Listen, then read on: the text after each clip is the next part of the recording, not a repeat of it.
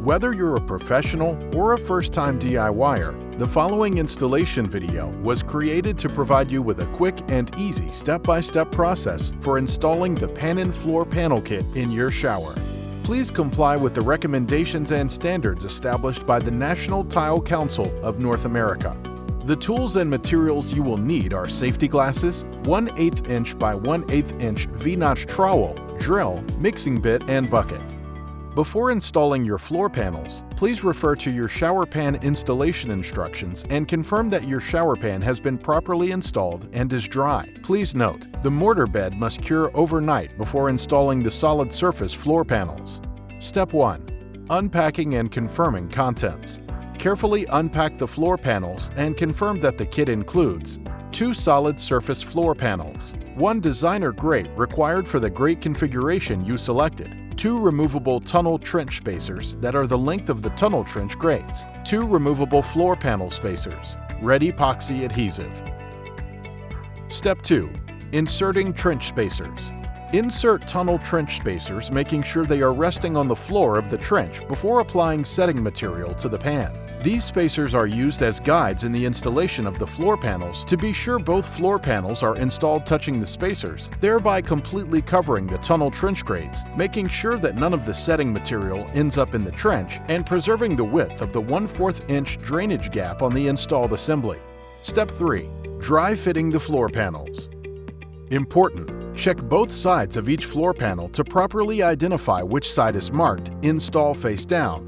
The opposite side has been buffed to a slip coefficient appropriate for a shower floor and must be installed face up. Note that there will be small gaps between the outer 3 edges of the floor panels and the pan splash walls and curb.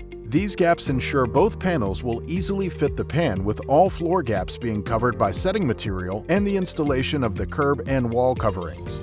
Step 4. Mix and apply red epoxy. Remove the floor panels and the removable grate from the shower pan floor. Mix the included approved red epoxy adhesive. Please note, red epoxy is the only approved setting material for installation of the floor panels on our pans.